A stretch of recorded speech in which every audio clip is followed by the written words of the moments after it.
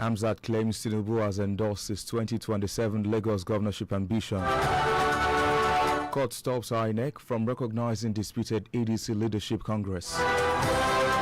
IATA hails Nigeria's aviation reforms, names Keyamo among Africa's top leaders. Good evening and welcome to News Express on Adami Mogu 93.1 FM Lagos. A blend of national, local, political, international, sports and entertainment news. I'm Ayo Adekeye and all the news in detail. We begin with updates from Aso Rock, where Lagos State Deputy Governor Obafemi Hamzat has said President Bola Tinubu has given his blessing to his governorship ambition ahead of the 2027 election in the state. Hamzat made a disclosure after a meeting between President Tinubu and the Governance Advisory Council of the State All Progressive Congress at the Presidential Villa. He told journalists that the delegation led by JC Chairman Prince Tajuddin Olusi formally presented him to the President and received his endorsement for the Council's backing of his candidature. The meeting comes amid a series of endorsements within 72 hours, including Governor Babajide Sanwo-Olu's public backing for Hamzat and his preferred successor, and the JC's unanimous adoption of him at a meeting held at the Lagos House. Hamzat has served as Deputy Governor of the state since 2019 and previously worked as Commissioner for Works and Infrastructure under former Governor Akewumi Ambodi. And now, former governorship candidate Abdulaziz Olajide Adediran, known as Jandor, has officially purchased the expression of interest and nomination forms of the All Progressive Congress to contest the Lagos State governorship election ahead of the 2027 elections. According to his spokesperson, Benga Ogunleye, the move reflects Jandor's commitment to the party's internal democratic process and his support for its adoption of direct primaries for the selection of candidates. He expressed confidence that the direct primary system would deepen participation, strengthen internal democracy, and give party members a greater sense of ownership.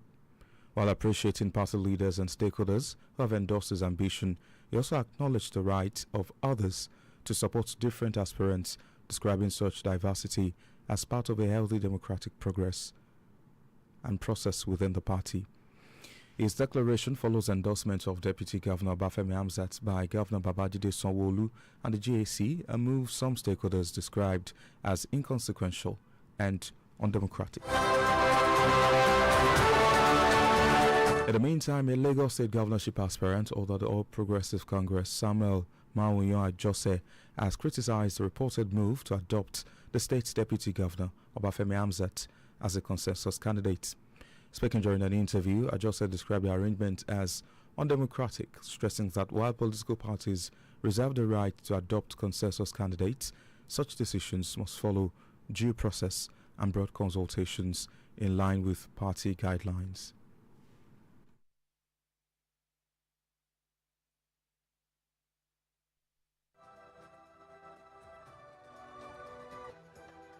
If you are favorite among all the aspirants, there are ways that you go about it. Even if you are talking about consensus, how do you come about consensus when you don't even know how many people are contesting in the race? You don't know their temperament, you don't know where they are coming from, and you are selling forms to them. Everybody is picking the forms, and all of a sudden, you just said you have consensus. We don't have any problem because consensus is part of the constitution of Nigeria. Direct primary is also part of the constitution of Nigeria. So if they want to get it done, then there are processes, there are mechanisms they need to put in place to get everybody together so that there won't be rancor in the house. We are not in a battle, we're in a contest, and we kept saying that we're in a contest, and the contest needs to be free and fair. Ajose also accused the party leadership of misleading aspirants by proceeding with the sale of governorship nomination forms, despite allegedly having prior plans to settle for a consensus candidate. I was the first person that picked up the phone from Lagos State among all the aspirants and all of that yesterday. If our leadership in Lagos had decided that they wanted to go by consensus, then they shouldn't have been selling the forms to us. A whole lot of people have invested money in these forms, and you just come and give us the shocker. And we kept telling people that, well, if you have 3 children Of course, you are going to have favorite among the children, but you don't look at the 3 children and now pick one and say, you are the one that will make it. And when the other 2 already know that doom is coming to them, what do you think is going to happen? Then they start plotting to see how to bring the other person down. Ajos also raised concerns over what he described as the long-standing marginalization of Lagosians of the Badagry extract. He lamented that the area has been excluded from the state's shared resources and political consideration for over 57 years. Elsewhere, the former Lagos State chairman of the Labour Party, Dayo Ekong, has announced a defection to Nigeria Democratic Congress, citing the new party's promising and emerging future. Ekong lamented the prolonged leadership crises and legal battles that have plagued the LP since 2023, saying the situation influenced a decision to leave. She disclosed that she now serves as the Southwest Vice Chairman of the NDC and that preparations are underway to ensure each free congresses across the region. According to her, the defection was driven by the need to safeguard a political future, noting that internal crises within parties can hinder personal ambitions. Outside Lagos, a former presidential candidate of the African Democratic Congress, Dumebi Kachuku, has lauded the court nullification of the ADC congresses and convention conducted by the David Mark-led group. In a session with newsmen, Kachuku insisted that the David Mark-led faction attempted to hijack the ADC with utmost disregard for structures and leadership of the party. Even though this group didn't have any locus, they proceeded to conduct, in her own words, kangaroo congresses and convention, which she proceeded to nullify. She also held out with the lacuna within the leadership of the ADC. The state chairman of the party, who make up the neck of the party, are the rightful body to conduct a national convention. I long warned that the African Democratic Congress is not for sale, and that these political buccaneers will be shown the way out through the same back door they came in from. With this judgment, it has become clear that these desperados who attempted to hijack our party have failed woefully. We are aware that they are shopping for other parties to destroy, and wish them bon voyage. His comments came after the Federal High Court Abuja barred the Independent National Electoral Commission (INEC) from recognizing or participating in any congress organized by committees appointed by the Senator David Mark-led caretaker leadership of the African Democratic Congress (ADC). The court, in the judgment that was delivered by Justice Joyce Abdul Malik, also restrained the David Mark-led group from interfering with the tenure and functions of elected state executives of the party. According to the court, the 4-year tenure of ADC state working committees and state executive committees remain valid and subsisting pending the conduct of properly constituted congresses and the convocation of a national convention. He's on time. Away from politics, the International Air Transport Association has applauded Nigeria's cutting-edge policy direction, strategic reforms, and unwavering commitment to global aviation standards. IATA's Regional Vice President for Africa and the Middle East, Camille Awadi, gave the commendation during a special session of the IATA Focus Africa Conference in Addis Ababa, Ethiopia. In his address, Awadi said the recognition reflects purposeful leadership, bold reforms, and measurable progress, noting that Nigeria's aviation sector is clearly on a transformative path. And obviously Festus Chiamo. And yesterday somebody asked me from my team, how do you remember his name, Chiamo? And I said, because I love the guy, and love in Italian is Ti Amo, so it's easy for me to remember Festus Chiamo. This guy, I can't thank him enough, unblocked the funds, did something that very few people even understand. He didn't just ratify the Cape Town Convention, he made sure it was implemented. Why? So he reduces the cost of insurance on the airlines in Nigeria. According to IATA Vice President, Keamo's proactive engagement with global stakeholders and swift resolution of long-standing industry challenges have significantly improved investor confidence and operational stability within Nigeria's aviation ecosystem. And now Now to the legislative arm, where Senate today approved a $516 million syndicated loan requested by President Bola Tinubu for the construction of Section 1, Phase 1A and B of the Sokoto-Badagry Superhighway. The approval followed the consideration of a report during plenary presented by Senate Committee on Local and Foreign Debts, chaired by Senator Aliyu Wamako. The committee recommended that the financing arranged through Deutsche Bank AG be incorporated into federal government's borrowing plan. President of the Senate, Kosola Akpabio, explains that an earlier financing arrangement approved by the Senate had stalled due to geopolitical tensions affecting access to funds from an Abu Dhabi-based source, necessitating an alternative. President Bola Tinubu had written to the Senate on April 23rd requesting approval for the syndicated loan under Section 16 and 21 of the Debt Management Office. The Senate's resolution is expected to be transmitted to the President for final action.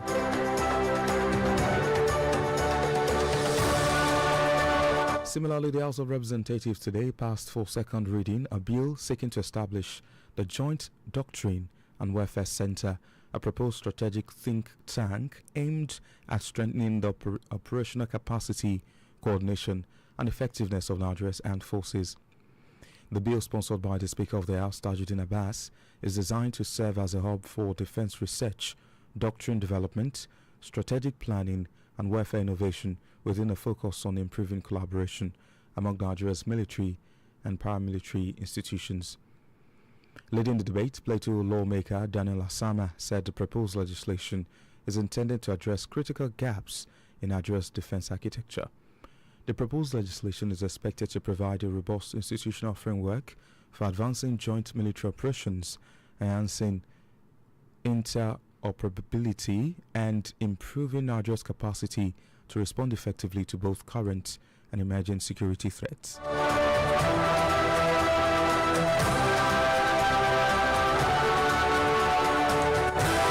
Back home, the governor of Delta State, Sheriff Ogboi, has called for the institutionalization of a periodic national conference as a structural pathway to strengthen inclusive governance. At the 100th anniversary lecture of the Yoruba Tennis Club in Onikan, Lagos, Ogboi noted that inclusive governance is Nigeria's most viable pathway to unity. The governor proposed a formal recurring national conference bringing together federal and state actors, traditional rulers, civil society, youths and women groups, and private sector leaders for systematic review and recalibration of national priorities. The governor also linked national cohesion to economic reforms at the federal level, commending President Bola Tinubu for what he said were difficult but necessary decisions, including subsidy removal and exchange rate reforms, which he noted had improved fiscal capacity across the nation. Elsewhere, Lagos State Parking Authority LASPA has reaffirmed its exclusive mandate as the only agency legally responsible for the regulation and management of parking operations across the state.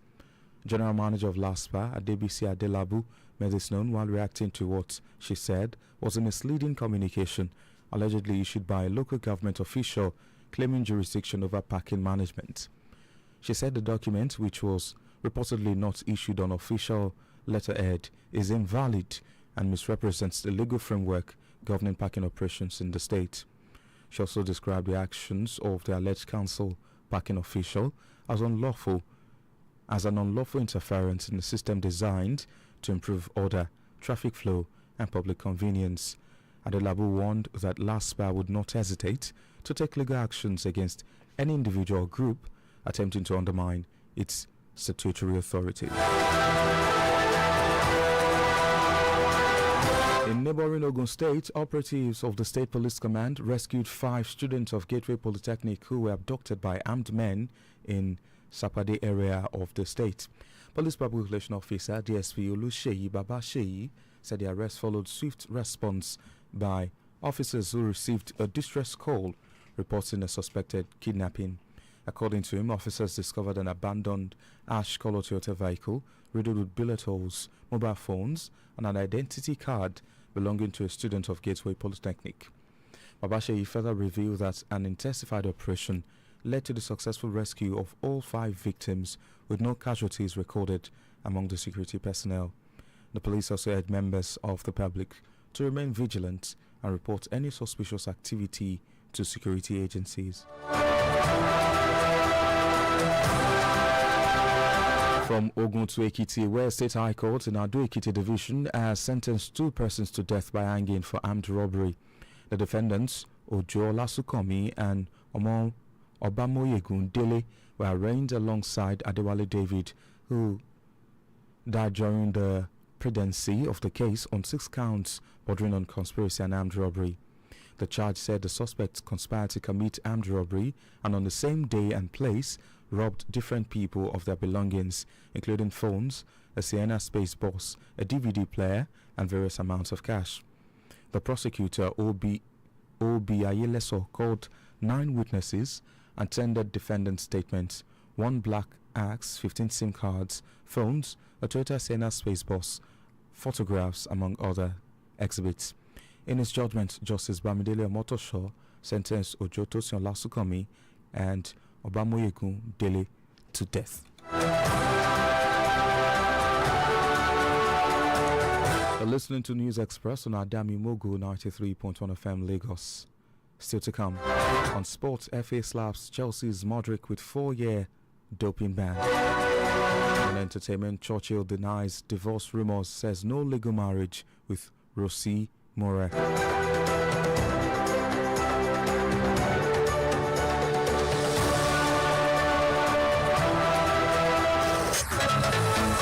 You can listen to Adami Mogo 93.1 FM from any part of the world. Download the Adami Mogo 931 FM app from Google Play Store and Radio Garden, and follow us on Adami Mogo 931 FM on Facebook, Twitter, and Instagram. If you have eyewitness stories or exclusive to share, contact the Adami Mogo FM newsroom via mail at newsroom@adamimogofm.com, or you can dial 070-634-03583. You can dial 090-319-69629. Adami Mogo 93.1 FM Lagos, voice of the light.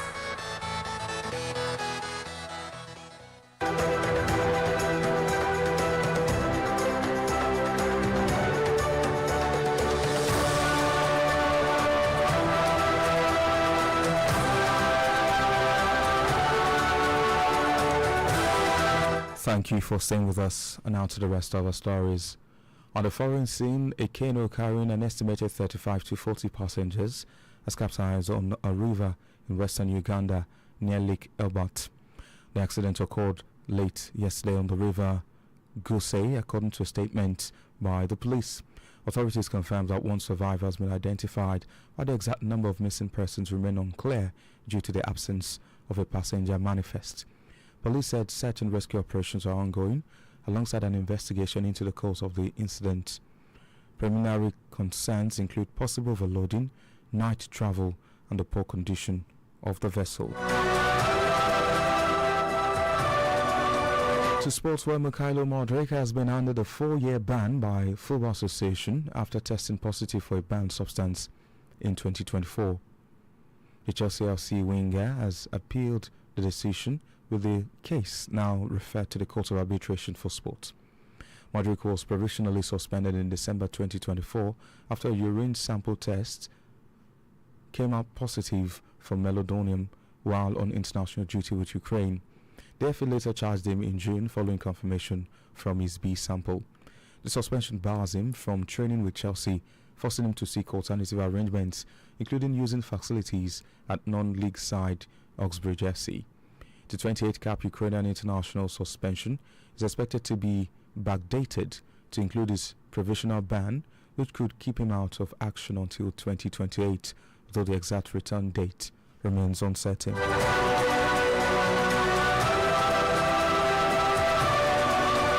On entertainment, Olakunle Churchill, ex-husband of Nollywood actress Tonto Dike, has dismissed reports of a divorce involving his current partner, Rosie Mora, insisting that no legal recognized marriage exists between them.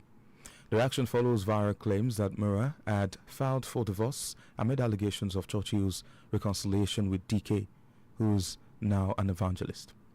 In a series of posts shared on his Instagram page, Churchill described the circulating reports as false and unfounded, stressing that their relationship did not involve any formal legal or religious union.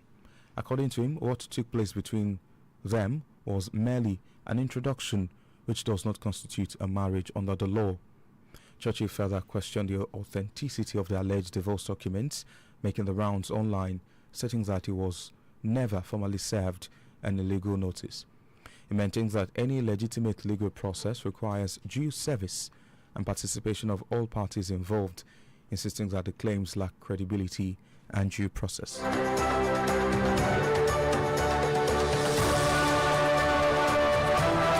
And just before we conclude News Express on our Dami Mogo 93.1 FM this evening, here's a recap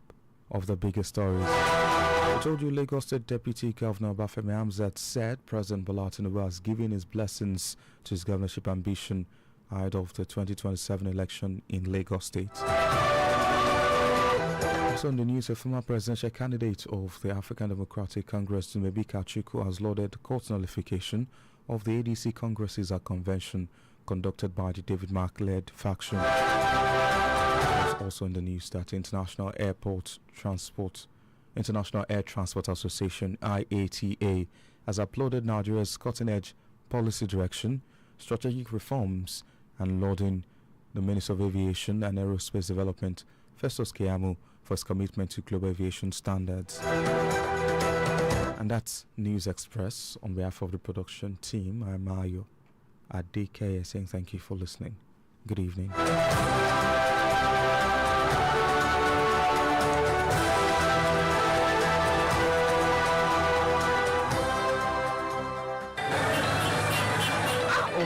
See why I saw yesterday. Which kind of be this? When this Nigeria won't vote, see how she just scatter. All my wife don't turn brown. God, I beg. You vote last election. You vote. Vote asal. You know as I did be now. You know street. No man know time no day now. Vote asal. Say country dey improve. Kai, if I no vote, I no get the power. Your voice is now your power. Oh, don't cock yourself. Sell your vote, just sell your future, but sell your birthright. How much divide them by 4 years? How much not? Your vote and your power, no door. Make we choose leaders wey sabi. Your PVC, your future, no waste time. Don't sell your vote. Bó ṣe ń dún sétí aráyé, bó ṣe ń dún tó kì í tó fẹ́rẹ́fẹ́ sétí aráyé. Adami Mogo ìkànnì ọlọ́gbọ́n, rédíò alálùbáríkà lẹ́ ń gbọ́.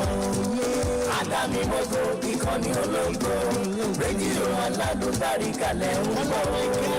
Àjùmọ̀ náà máa ṣe rí lọ́jọ́. Adami Mogo FM ti di araba o. Lekki phase 1 la wà nílùú Èkó. Ìgbádùn tí yóò ṣóun ní wàhálà ti wá. Adami Mogo ìkànnì ológo. Rédíò alálùbáríkà lẹ́ ń gbọ́. Adami Mogo, ìkànnì tí gbogbo olóríire ń gbọ́. Àsìkò ìròyìn ti tó, bóyá ẹ jẹ́ ká jọ̀bọ̀, lórílẹ̀ lálejò bóyá, lọ́mọdé lágbà, ẹ mú kalẹ̀ owó, ẹ mú kalẹ̀ ọmọ ìròyìn tó jẹ́ ojúlówó rédíò nílẹ̀ tí máa gbọ́ 93.1 FM ìkànnì tó tayọ, Lekki la máa fi kalẹ̀ sí nítorí Èkó, Adami Mogo FM bóyá.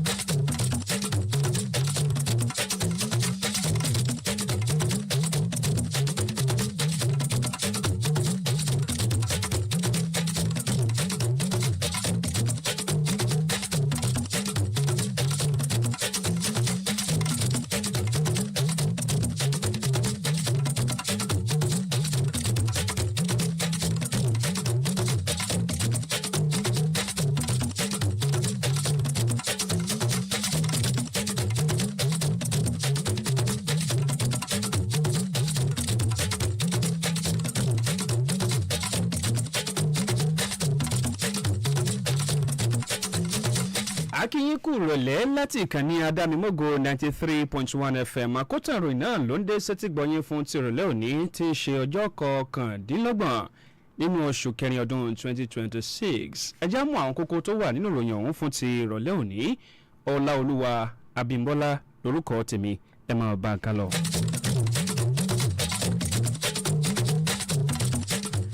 Igbákejì gómìnà ìpínlẹ̀ Èkó Hamzat ṣàlàyé wípé ààrẹ orílẹ̀-èdè Nàìjíríà Bọ́lá Ahmed Tinubu fọwọ́ sí èròǹgbà òun láti díje dupò gómìnà ìpínlẹ̀ Èkó nínú ètò ìdìbò ọdún 2027.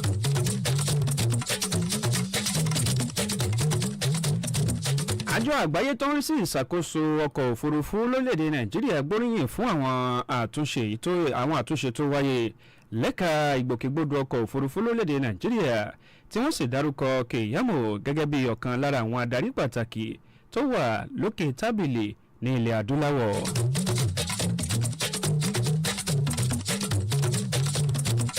Ilé-ẹjọ́ dá àjọ tó ń rí sí ọ̀rọ̀ ètò ìdìbò lórílẹ̀-èdè Nàìjíríà dúró ti ṣe INEC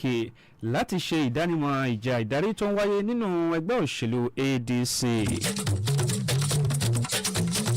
Àwọn ọ̀rọ̀ náà lẹ́kùnrẹ́rẹ́ lámọ̀ mẹ́nubà fún tìrọ̀lẹ́ òní. Ẹ ṣeun tẹ́ ń bá wa ká lọ.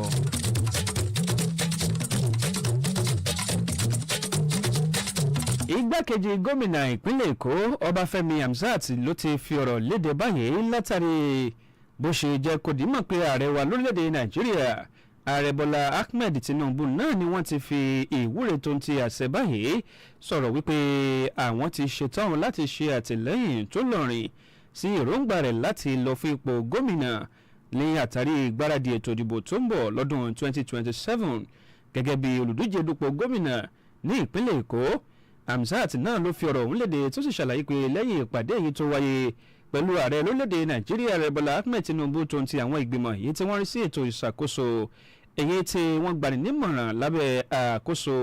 Governance Advisory Council GAC tó jẹ́ ti ẹ̀ka ti ìpínlẹ̀ Èkó láti inú ẹgbẹ́ òṣèlú APC tí wọ́n sì ní ilé yìí tí ń ṣe ti ààrẹ tó fìdí kalẹ̀ sí ìlú Àbújá náà ní ìpàdé ọ̀hún ti wáyé. Gẹ́gẹ́ bí ọ̀rọ̀ tí Hamzat tó sọ fún àwọn tí ń ṣe akọ̀ròyìn náà lẹ́ka òjẹ̀ka ló ṣàlàyé pé ìgbésẹ̀ yìí tí àwọn tí ń láǹfààní àti gbé látàrí bí ẹni tí ń ṣe alága fún ìgbìmọ̀ yìí tó ń gbani nímọ̀ràn nípa ètò ìṣàkóso nínú ẹgbẹ́ òṣèlú APC tẹ̀ka ti ìpínlẹ̀ Èkó ẹni tí ń ṣe ọmọọba Tajudeen Olùsì wọ́n lòun ló ṣàlàyé tó sì fi ọ̀rọ̀ léde báyìí wípé bí àwọn ṣe láǹfààní láti pàdé tó ń ti ṣe ìpàdé papọ̀ pẹ̀lú ààrẹ Bọ́lá Ahmed Tinubu náà ni wọ́n ti ṣe ìfọwọ́sí tó ń ti àtìlẹ́yìn èyí tí wọ́n ní àwọn ti ṣe tán báyìí láti ṣe fún igbákejì ààrẹ fún igbákejì gómìnà ìpínlẹ̀ Èkó Ẹnumiago Ọbáfẹ́mi Hamzat lórí èròǹgbà láti ṣe bẹ́ẹ̀ díje dupò gómìnà ní ìpínlẹ̀ Èkó létò ìdìbò tí ó wáyé lọ́dún 2027.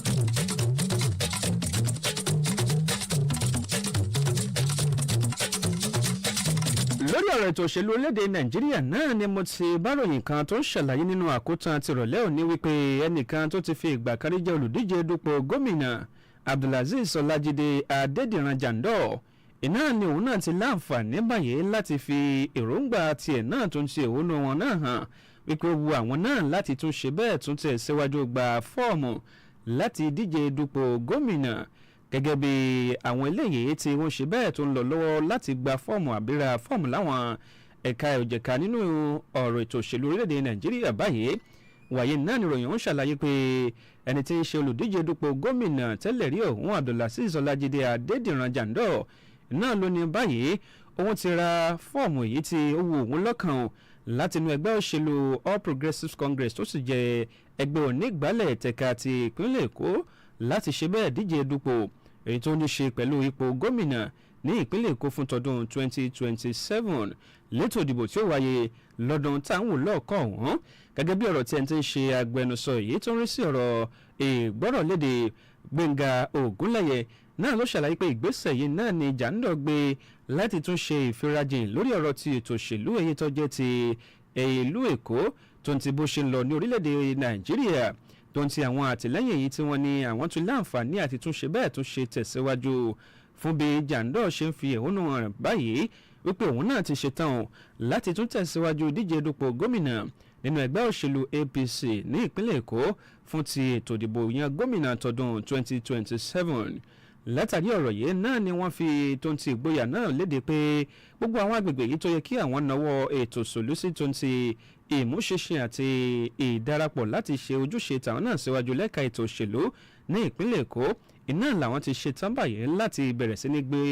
ojú wo agbọ̀n ọ̀hún o láti tún ṣe ojúṣe tàwọn náà gẹ́gẹ́ bí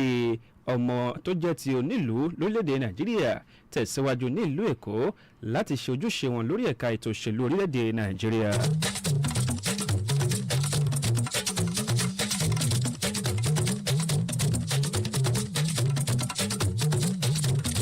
ẹni tí ó ṣe bẹ́ẹ̀ tó wu òun náà lọ́kàn láti tún tẹ̀síwájú ìrìn àjò lẹ́ka ọ̀tẹ̀ òṣèlú orílẹ̀‐èdè Nàìjíríà pé ipò gómìnà yìí lòun náà fẹ́ láǹfààní àti tún ṣe bẹ́ẹ̀ yẹ̀wò láti inú ẹgbẹ́ òṣèlú All Progressives Congress APC Samuel Mahunyan Ajose wọ́n lòun náà ti fi ọ̀rọ̀ léde báyìí tó sì ṣàlàyé pé ìgbésẹ̀ èyí tí igbákejì gómìnà ìpínlẹ̀ Èkó Ọbáfẹ́mi Hamzat èyí tí ó gbé báyìí gẹ́gẹ́ bí wọ́n ṣe láǹfààní àti ṣe ìfọwọ́sí àti ìbuwọ́lù pé àtìlẹ́yìn tó gbọngbọ̀n náà ló ti láǹfààní àti wà báyìí wípé àwọn ṣe àtìlẹ́yìn tó lọ́rìn fún igbákejì gómìnà ìpínlẹ̀ Èkó Ọbáfẹ́mi Hamzat láti díje dupò gómìnà ní ìpínlẹ̀ Èkó láti inú ẹgbẹ́ òṣèlú ADC níbi ìfọ̀rọ̀wánilẹ́nuwò kan tó wáyé náà ni Àjọṣe ló ti ṣàlàyé tó sì jẹ́ kó dímọ̀ pé irúfẹ́ ìgbésẹ̀ ọ̀hún èyí tí wọ́n gbé náà ló bu ìfọ́tílu ètò ìṣàkóso ìjọba orílẹ̀-èdè Nàìjíríà tó ń ti ìpínlẹ̀ Èkó látàrí àtìlẹ́yìn èyí tí àwọn tí wọ́n jẹ́ ti ẹgbẹ́ òṣèlú APC tí wọ́n ṣe fún igbákejì gómìnà ìpínlẹ̀ Èkó Ọbáfẹ́mi Hamzat ọ̀hún gẹ́gẹ́ bí ọ̀rọ̀ tí ẹni tí ó ṣe bẹ́ẹ̀ tó ní òun wò òun náà lọ́kàn láti tún tẹ̀síwájú rìn àjò lẹ́ka ọ̀tẹ̀ òṣèlú ní inú ẹgbẹ́ òṣèlú APC fún ipò ti gómìnà Samuel Mahunyan Ajose wọn lòun náà ló jẹ́ kó dímọ̀ wípé irúfẹ́ eléyìí tí wọ́n ṣe ní ìgbésẹ̀ yìí wọn ló yẹ kó jẹ́ ẹni tí ó tẹ̀lé òfin tó ń ti ìgbékalẹ̀ tó jẹ́ ti ẹgbẹ́ ọ̀hún gẹ́gẹ́ bí ọ̀rọ̀ tó sọ náà ló ti nàka oríṣiríṣi tí àwọn tí ń ṣe adarí látinú ẹgbẹ́ òṣèlú èyí tí wọ́n ṣe àtìlẹ́yìn tí wọ́n sì ní ó tún ṣe bẹ́ẹ̀ ṣe àwọn ìdí ọ̀nà kan kù tó ti mọ́ ṣe ni lọ́nà lẹ́ka ti ètò ìṣàkóso ìjọba látàrí bí ọ̀pọ̀lọpọ̀ àwọn èèyàn bí wọ́n ṣe fẹ́ fi ọkàn wọn náà balẹ̀ tó ń ti ẹ̀hónú wọn hàn láti tẹ̀síwájú lẹ́ka ètò òṣèlú ti ìpínlẹ̀ Èkó àti orílẹ̀-èdè Nàìjíríà lápapọ̀.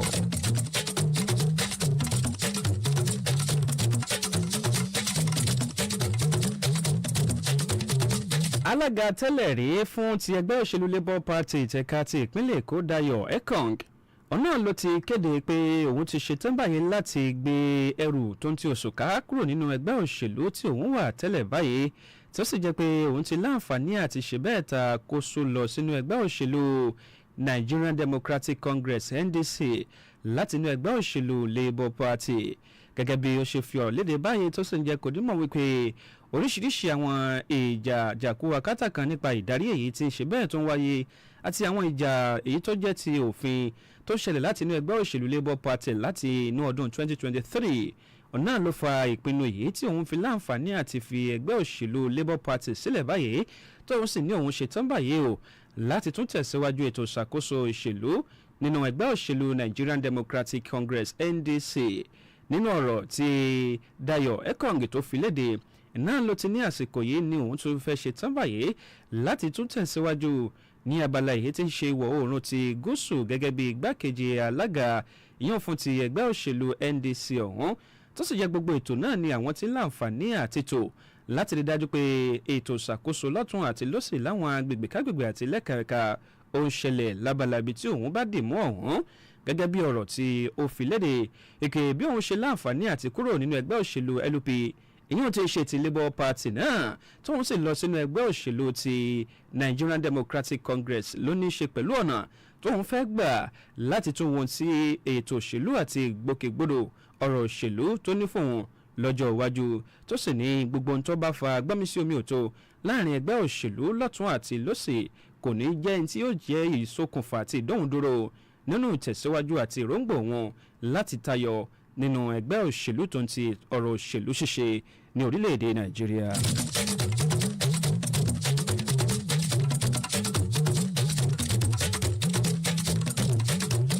olùdíje dupò ààrẹ tẹ́lẹ̀ rí látinú ẹgbẹ́ òṣèlú African Democratic Congress Dumebe Kachukwu wọ́n lòun ló sọ̀rọ̀ tó sì bẹ̀rẹ̀ sí ní ṣe báyìí láǹfààní àti gbóríyìn fún ilé ẹjọ́ látàrí ìfagilé èyí tó ní ṣe pẹ̀lú ẹjọ́ kan ètò ẹgbẹ́ òṣèlú ADC tó ń ti àwọn ìgbìmọ̀ tí wọ́n láǹfààní àti ṣe àkójọpọ̀ àwọn ìpàdé kan lábẹ́ ẹni tí í ṣe David Mark tó sì jẹ́ pé òun náà ló kó àwọn ẹgbẹ́ ọ̀hún sòdí láti ṣe ìpàdé papọ̀ nínú ẹgbẹ́ òṣèlú ti ADC nínú ọ̀rọ̀ tí wọ́n fi léde tí àwọn akọ̀ròyìn sì gbé Kachukwu iná ló ṣe àfihàn báyìí tó sì ń jẹ́ kó dímọ̀ wípé David Mark náà tó ṣe ìkó tó ń ti ìdásíwájú tó ń ti àwọn ẹgbẹ́ tí wọ́n tẹ̀lé náà ni wọ́n gbìyànjú láti ṣe ìjágbá ẹgbẹ́ òṣèlú ADC pẹ̀lú àwọn ọ̀nà tó kù díẹ̀ káàtó tí ò sì bá òfin mu tó sì jẹ́ pé ìpínlẹ̀ ẹgbẹ́ òṣèlú ọ̀hún àti ìdarí ẹgbẹ́ òṣèlú ọ̀hún tó ń ti àwọn adarí tó wà nínú ẹgbẹ́ òṣèlú ọ̀hún iná ló jẹ́ pé ó fi ẹgbẹ́ òṣèlú ọ̀hún bákan tó sì kù díẹ̀ káàtó tí ò bá òfin ilé ẹjọ́ mu nínú ọ̀rọ̀ tí wọ́n fi léde náà ṣàlàyé pé ilé ẹjọ́ gíga èyí tó fìdí kalẹ̀ sí ìlú Àbújá náà ni wọ́n ti jẹ́ kó di mímọ̀ fún ti ẹ̀ka tó ń rí sí ọ̀rọ̀ ètò òṣèlú ní orílẹ̀-èdè Nàìjíríà lábẹ́ àkóso Independent National Electoral Commission INEC láti rí dájú pé wọn ò ṣe ìdámọ̀ tàbí kí wọ́n kópa tàbí ìlọ́wọ́sí nínú àwọn ìpàdé ìgbìmọ̀ yìí tó bá ṣeé ṣe kí àwọn ìgbìmọ̀ kan yìí tí ó ti ọ̀dọ̀ Senator David Mark wá kí wọ́n ní àwọn ń ṣe ìpàdé ọ̀hún papọ̀ lásìkò yìí ilé ẹjọ́ náà ló tún fi ọ̀rọ̀ léde báyìí pé gbogbo ọ̀nà tí àwọn bá ti láǹfààní àti gbà láti ṣe àbẹ̀wò fínífíní nípa àwọn ìjà tó ń ṣẹlẹ̀ lọ́tún àti lósì nínú ẹgbẹ́ òṣèlú ADC ọ̀hún gẹ́gẹ́ bí ìdájọ́ tí onídàájọ́ Joyce Abdulmalik èyí tó fi léde wípé báyìí àwọn ti wọ́gi lé gbogbo ìpàdé tó ń ti ìjíròrò èyí tó wáyé tí ẹni tí ń ṣe David Mark tó sì kó àwọn èèyàn sòdí látinú ẹgbẹ́ òṣèlú ADC tí wọ́n sì ní àwọn ò faramọ́ látàrí ìdájọ́ ilé ẹjọ́.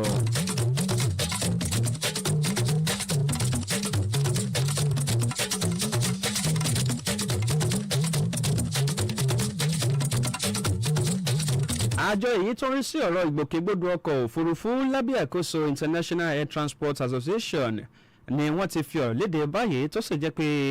wọ́n fi àsìkò yìí bu àtẹ́wọ́ ràbàǹdẹ̀ èyí tí wọ́n ní àwọn ti bẹ̀rẹ̀ sí ní láǹfààní àti gbé fún orílẹ̀-èdè Nàìjíríà lórí ọ̀nà tí wọ́n ń gbà ṣe ìfojúsùnùkùn àti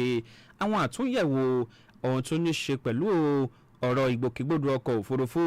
èyí tó ṣe bẹ́ẹ̀ tó jẹ́ ti ìtọ́ba àgbáyé mu gẹ́gẹ́ bí wọ́n ṣe fọ̀rọ̀ léde pé igbákejì èyí tí í ṣe ti ààrẹ fún àwọn ẹgbẹ́ ọ̀hún tó jẹ́ ti ilẹ̀ adúláwọ̀ ìyẹn náà ló ti fi ọ̀rọ̀ léde báyìí tẹ̀ka ti ìlà oòrùn tó sì dúró déédéé Kamil Alawadi wọ́n lòun ló fi ọ̀rọ̀ léde tó sì ṣàlàyé pé àsìkò yìí iná lòun fi gbé oríyìn fún àwọn tó jẹ́ wípé wọ́n ṣiṣẹ́ takuntakun lẹ́ka ti ètò ìgbòkègbodò ọkọ̀ òfurufú lórílẹ̀‐èdè Nàìjíríà pàápàá nílẹ̀ adúláwọ̀ níbi ìpàdé ọ̀hún èyí tó wáyé ní agbègbè tí ń ṣe Addis Ababa ní ìlú Ethiopia gẹ́gẹ́ bí ọ̀rọ̀ tó fi léde náà ni Alawadi ló ṣàlàyé tó sì ń jẹ́ kó dímọ̀ wípé àwọn adarí tó ń ti ìdarí èyí tí wọ́n ń ṣe tó ń ti àwọn àtúntò yìí tí wọ́n ń ṣe lẹ́ka tí tó jẹ́ ti ìgbòkègbodò ọkọ̀ òfurufú ní ilẹ̀ adúláwọ̀ náà ló tọ́ka wípé wọ́n ń ṣiṣẹ́ wọn bí iṣẹ́ lọ́nà tó yẹ kí wọ́n gbà ṣe láwọn àtúntò tó ń ti àwọn ọ̀nà tí wọ́n ń gbà ṣe àwọn àtúnṣe ọ̀hún gẹ́gẹ́ bó ṣe fi ọ̀rọ̀ léde náà ló tún fi àsìkò yìí jẹ́ kó di mímọ̀ gẹ́gẹ́ bí igbákejì ààrẹ ìyóhùn sí ẹgbẹ́ èyí tó jẹ́ ti àwùjọ tó ń rí sí ọ̀rọ̀ ìgbòkègbodò ọkọ̀ òfurufú ní àgbáyé náà fi àsìkò yìí ṣàlàyé pé ìlọ́wọ́sí kẹ̀yàmọ̀ iná ló ṣe àfihàn wípé ó ṣiṣẹ́ takuntakun káàkiri ilẹ̀ adúláwọ̀ lórí ọ̀rọ̀ tó ní ṣe pẹ̀lú ìgbòkègbodò ọkọ̀ òfurufú tó ń ti àwọn báwọn ṣe mọ̀ pé oríṣiríṣi ìpèníjà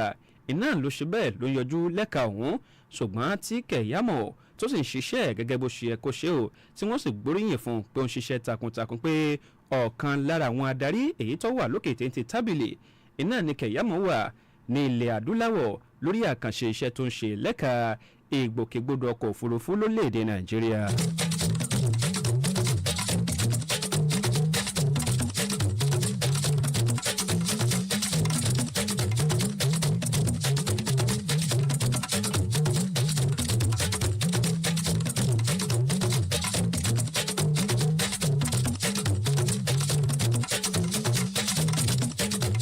kó tó di wípé àkótán ìròyìn yóò di wá pé fún ti ìrọ̀lẹ́ òní ẹjẹ́ múròyìn ti ìpínlẹ̀ èkó èyí tó ń ṣàlàyé lábẹ́ àkóso bí àwọn ti ẹ̀ka èyí tó ń rí sí agbègbè ìgbọ́kọ̀sí tí wọ́n ní àṣẹ lórí ẹ̀ tó jẹ́ tẹ̀ka ti ìpínlẹ̀ èkó lábẹ́ àkóso Lagos State Parking Authority LASPA náà ni wọ́n ti tún fi ọ̀rọ̀ léde báyìí tó ń ti èyí tí wọ́n ní àrídájú nínú ẹni ọ̀rọ̀ tí àwọn fi léde jẹ fún àwọn lásìkò yìí láti dájú pé àwọn ṣe ojúṣe wọn tẹ̀ síwájú lábẹ́ òfin orílẹ̀-èdè Nàìjíríà tó ń tẹ̀ka ti ìpínlẹ̀ Èkó tá a bá ń sọ nípa ìmúṣinṣin òfin àti ọ̀nà tá ń gbà láti ṣe àwọn tó yẹ kí àwọn ṣe ṣẹ́ka àwọn agbègbè èyí tó jẹ́ ti ìgbọ́kọ̀sí káàkiri ìpínlẹ̀ Èkó gẹ́gẹ́ bí ọ̀rọ̀ tí ẹni tí ń ṣe adarí èyí tó sọ tó sì jẹ́ alákòóso èyí tó ń rí sí ọ̀rọ̀ àwọn agbègbè ìgbọ́kọ̀sí ní ìpínlẹ̀ Èkó Adébísí Adélábù iná ló fọ léde tó sì ń jẹ́ kò di mímọ̀ lórí ọ̀rọ̀ kan èyí tí wọ́n ní ó ṣe bẹ́ẹ̀ ó wu ìhùwàsí látàrí ẹnìkan tí wọ́n ní ó jẹ́ ọ̀kan gbòógì lára àwọn òṣìṣẹ́ tó jẹ́ ti ìjọba ìbílẹ̀ tó sì bẹ̀rẹ̀ sí ní ṣàlàyé pé àwọn agbègbè kan náà ni àjọ òun ò lẹ́tọ̀ọ́ sí láti pè ní ti tọ̀dọ̀ tiwọn lẹ́yìn tí wọ́n sì fi ọ̀rọ̀ léde gẹ́gẹ́ bí ọ̀rọ̀ tí Adébísí Adélábù tó fi léde lásìkò wípé kò sí ìwé ẹ̀rí pàtàkì kan èyí tó ṣàlàyé irúfẹ́ ọ̀rọ̀ tí onítọ̀hún tó jẹ́ ọ̀kan gbòógì lára àwọn tó jẹ́ ti ìjọba ìbílẹ̀ tí wọ́n sì bẹ̀rẹ̀ sí ní fi ọ̀rọ̀ léde wípé àwọn agbègbè kan tó jẹ́ ti ìgbọ́kọ̀sí ìjọba ìbílẹ̀ kan báyìí náà ló tọ́ sí Adélábù ló ṣàlàyé pé bí èèyàn bá tiẹ̀ láǹfààní àti gbójú àwọn agbègbè èyí tí àwọn ń gbé ọkọ̀ sí ní ìpínlẹ̀ Èkó tó jẹ́ agbègbè ìgbọ́kọ̀sí àjọ òyìnbó nìkan tó jẹ́ ti àjọ tó ń rí sí ọ̀rọ̀ agbègbè ìgbọ́kọ̀sí nípínlẹ̀ Èkó àwọn nìkan náà ná láǹfààní àti ṣe tó yẹ kí wọ́n ṣe lábẹ́ òfin ti ìpínlẹ̀ Èkó láti ṣe àwọn àgbéyẹ̀wò tó yẹ kí wọ́n ṣe láwọn agbègbè ìgbọ́kọ̀sí káàkiri bẹ́ẹ̀ èyí tó yí ìpínlẹ̀ Èkó ká.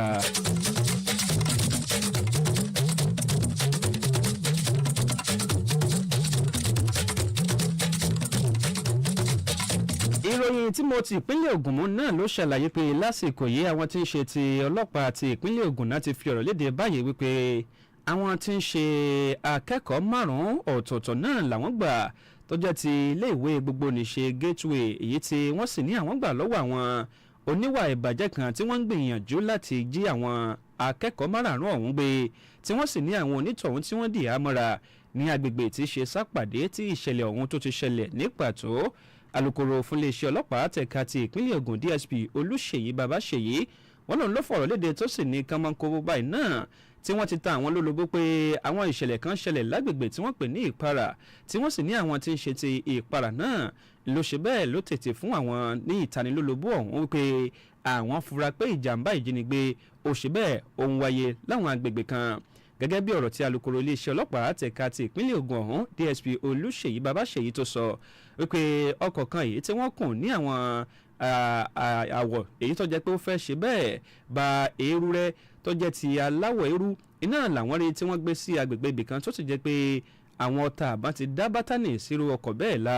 tó ń ti àwọn ẹ̀rọ ìbánisọ̀rọ̀ èyí tí àwọn rí nínú ọkọ̀ ọ̀hún àti àwọn àmì ìdánimọ̀ èyí tó jẹ́ ti akẹ́kọ̀ọ́ kan tó jẹ́ ti iléèwé gbogbo nìṣe Gateway ọ̀hún kó tó wá di pé àwọn láǹfààní àti ṣiṣẹ́ àwọn tẹ̀síwájú tí àwọn sì láǹfààní àti gba àwọn akẹ́kọ̀ọ́ márààrí ọ̀hún lẹ̀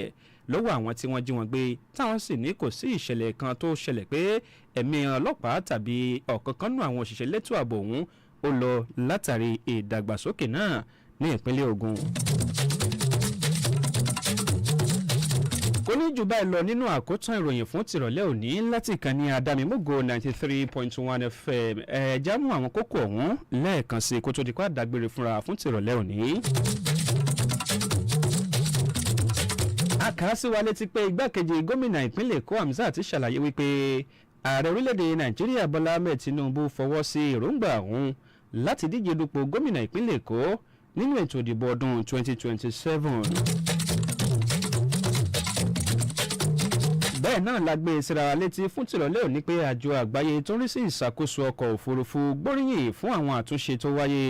lẹ́ka ìgbòkègbodò ọkọ̀ òfurufú lórílẹ̀‐èdè Nàìjíríà tí wọ́n sì dárúkọ Kẹ̀yámò gẹ́gẹ́ bí ọ̀kan lára àwọn adarí pàtàkì tó wà lókè tábìlì ní ilẹ̀ adúláwọ̀. bẹ́ẹ̀ ni ìròyìn tún ṣàlàyé pé ilé-ẹjọ́ dá àjọ tó ń rí sí ọ̀rọ̀ ètò ìdìbò lórílẹ̀‐èdè Nàìjíríà dúró láti ṣe ìdámọ̀ ìjà ìdarí èyí tó ń wáyé nínú ẹgbẹ́ òṣèlú ADC. kó kódùn kó pọ̀ kó pẹ́ ṣókí náà lọ́bẹ̀ oge Akotan Iroyin ló di wá pé fún tìrọ̀lẹ́ òní Ayọ̀ Adékẹyẹ ló kóròyìn ọ̀hún jọ Ọláolúwa Abímbọ́lá lórúkọ tèmi tí mo ka ìròyìn náà sétìgbọ̀yìn fún tìrọ̀lẹ́ òní mo kí wa ó pé kájọ ní ọjọ́ rere kẹ́sì mọ́ gbàgbé pé ètò ń tẹ̀síwájú níkànnì Adámimógo 93.1 FM ẹ ṣeun o tẹ́ǹtẹ́ gbọ́ wa.